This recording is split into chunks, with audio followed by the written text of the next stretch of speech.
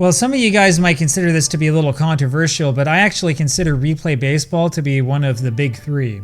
We've already talked a lot about APBA, of course, which is the game that I grew up with, and we just went over the very first version of Strat-O-Matic, the Founders Edition. Replay, however, is probably a game that wasn't on your radar until about the last decade or two. And, in all fairness to the company and to all of the many fans who love the game, I would say that there are actually some good reasons why this game wasn't well known before then. Well, let me show you something I discovered. So this is Replay's advertisement in Street and Smith's 1987 Baseball Yearbook magazine. It's pretty complex. Compare that with, for example, this Strat-O-Matic ad in the same magazine. Or compare it with this ad for APBA. You see, the games with the cleaner, easier to follow ads tended to do better. Replay's ad the year before, 1986, had a lot less description about the actual mechanics of the game, which is probably why they made that 1987 ad so busy. And this was Replay's final ad from 1991. The push at the time was for the old and short-lived computer game, which was an absolute failure. Now, I don't need to play that computer game to know that it failed, by the way. Replay actually kind of went out of business back in 1991, and of course that's the other reason why you might not have heard of this game until the internet era when the game came back. But first, let's back up a little bit. Replay on its website officially credits both Norm Roth and John Brodak with inventing the original board game. Now, in a very old post on the APBA Between the Lines message board, Robert Henry claims that Norm Roth was the actual inventor and that John Brodak was the marketing guy. Okay, the technical details about who invented what and who was in charge of what and who had what job and all that doesn't really matter. What we know is that Roth and Brodak were avid APBA players and that they were upset with the limitations of the APBA basic game, which was the only APBA game at the time. So they worked for years until they were able to work together an excellent product, which was first sold on the market in 1973. This is before APBA's master game was created, which is a key thing to note. A lot of the things that Replay did that APBA couldn't do in its basic game wound up being implemented in the master game, although really awkwardly, at least in my opinion. Now actually, the ties between Replay and APBA are even deeper than that. The APBA Innings, which was a competitor to the APBA Journal in the late 1960s and early 1970s, was originally published by, you guessed it, John Brodak. Again, it was Robert Henry who pointed this out in one of those really old threads. We tend to forget that Brodak was actually a prominent name in the APBA scene back in the early 1970s. And now it's time to tell a story that I've honestly heard told in a variety of ways. I'm kind of getting a feeling around what actually happened here. Please correct me in the comments if I get something wrong or if you know more than I do about this. The first APBA convention was held in 1973, and both Norm Roth and John Brodak were able to meet with J. Richard Seitz, the creator and owner of APBA, at the convention. So it's pretty clear that both of them showed a copy of this game to Seitz. Now my understanding, based on the rumors I've heard over the years, is that they wanted to partner together with Seitz. They wanted to turn this game into the APBA Master game. You see, Seitz was in trouble because of Strat-O-Matic, which had gained a huge following when it introduced lefty-righty splits with its original 1971 season that's released in '72. It wasn't just the lefty-righty splits that people loved though, it was the advanced game which came automatically bundled with Strat's basic game. Now those of you who have been paying attention know that the old Sports Illustrated baseball game, which came before this, was the first to actually offer lefty-righty splits.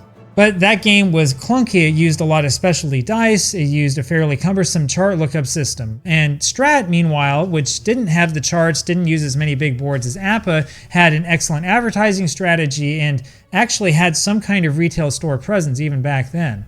Hal Richman, you see, was starting to eat the lunch out of Seitz's hands, and Seitz was kind of in trouble.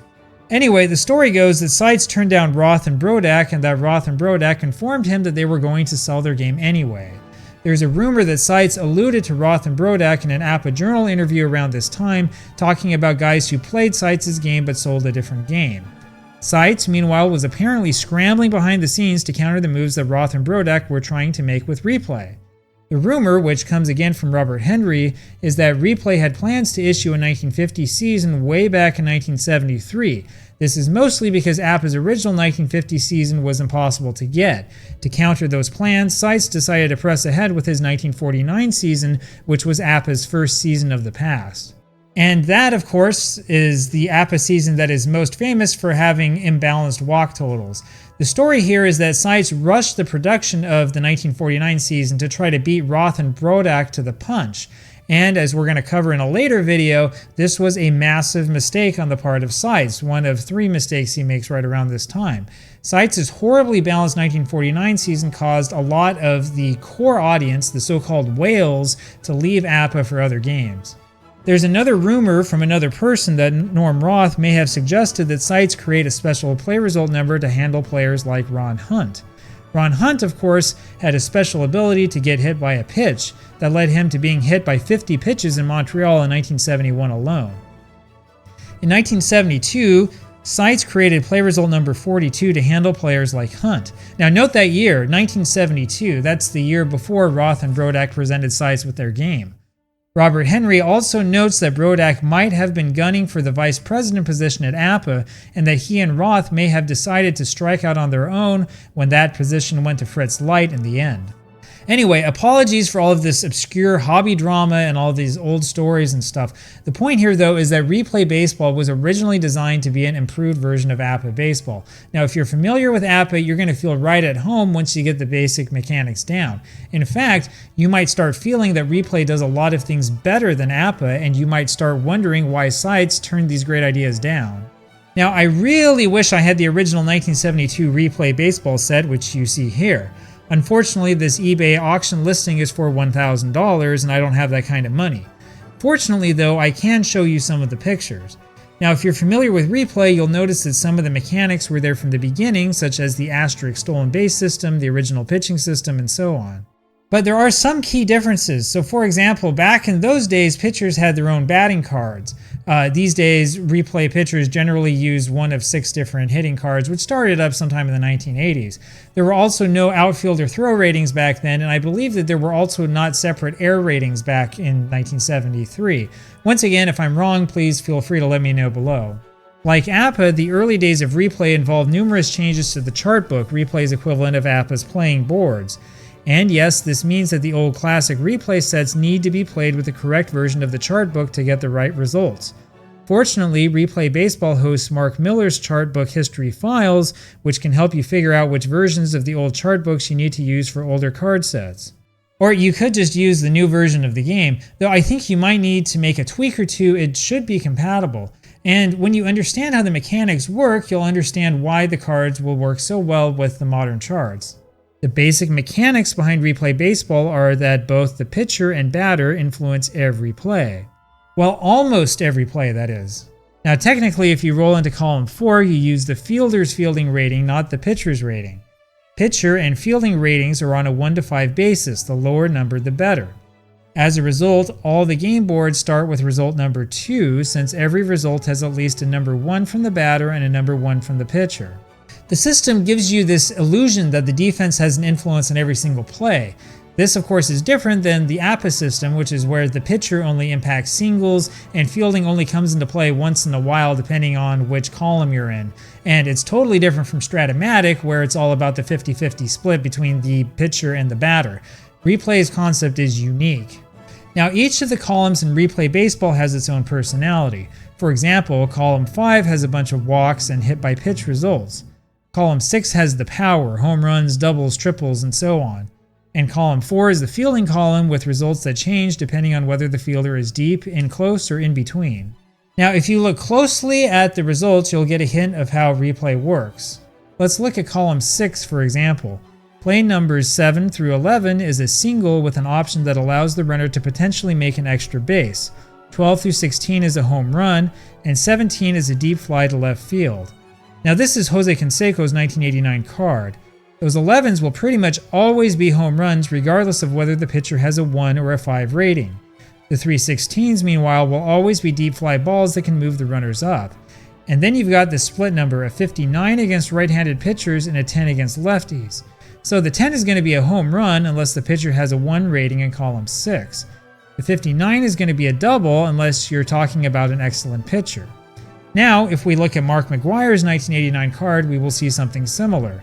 He's got 2 11s, which again are always going to be home runs since results 12 through 16 are home runs. He's also got 4 16s, which means that he's going to hit a bunch of really deep fly balls that can move runners along. Keeping this in mind helps you understand the pitching cards like this one for Dave Stewart. He's pretty good with 2 1s and 2 2s, but he gives up his share of power because of that 2 in column 6. And when Stewart gets tired, he really loses his effectiveness, as you can see from his B ratings. Fortunately for Dave, though, he doesn't hit his tired ratings until the 8th inning or until he gives up 4 earned runs, whichever comes first. Well, when you start breaking the game down like that, you can see that classic replay really is a lot like APBA. I say this because there are certain results that will always be a home run regardless of what the pitcher does. However, there's also a lot of fine-tuning in the system that actually does make a difference. Well, check out play results 47 through 56, for example. There are chances here for singles, doubles, triples, or even home runs. So, going back to Oakland, if Stan Javier rolls a 6 in column 6, he gets a 46. Depending on the range and arm ratings of the center fielder or right fielder, Javier might wind up with a single, double, triple, or even an inside the park home run.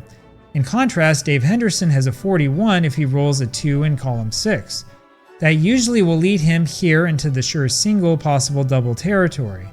However, if the pitcher is particularly bad or fatigued, it might be a triple or even a home run depending upon the roll against the fielder.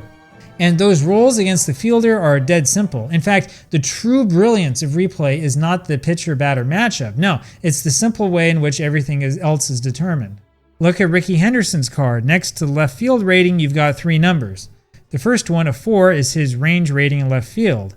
The second, a 2, is his arm rating. And the third, the little 5, is his air rating. Now, Henderson is a left fielder, so let's look at the left fielder play example we just saw. To see if Henderson gave up a possible double, you roll a die against his range rating, a 4. If the die roll is higher than a 4, that is, if it's a 5 or a 6, he gives up the double. Next, if his arm rating comes into play, you do the same thing. He only has a 2, so any roll of a 3, 4, 5, or 6 would then cause the runner to advance an extra base. It's more rare for the outfielder's air rating to come into play. You have to go to column 1 for that. So check out the 21 to 25 play number range in column 1. If this comes up, you look at line Z of the action chart to figure out which fielder is involved. Now, line Z is really easy to memorize. If it turns out to be Rickey in the end, we then roll a single die against his air rating, which is 5. If the roll is higher, or if it's a 6, he gives up a roll. Meanwhile, for infielders, lower fielding ratings are better. If we roll into column 4, the infielder's rating, not the pitcher's rating, is combined with the hitter's rating to form the result, and lower is better.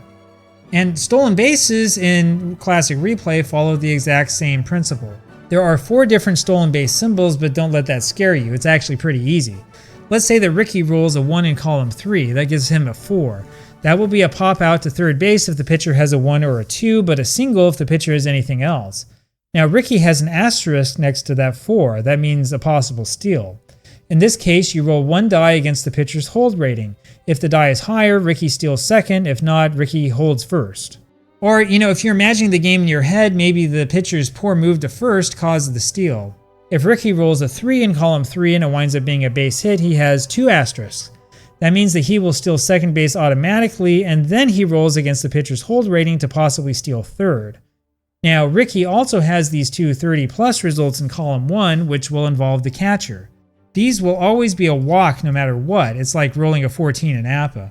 But then Rickey tries to steal. You roll then against the catcher's defensive rating, and if the roll is higher, it's a steal. If it's lower, then Rickey's thrown out. Well, the system is really simple, and it kind of mirrors all the other defensive systems and base advancement systems that are in the game. In fact, wild pitches, pass balls, bunting, and going for an optional extra base all work according to the exact same system.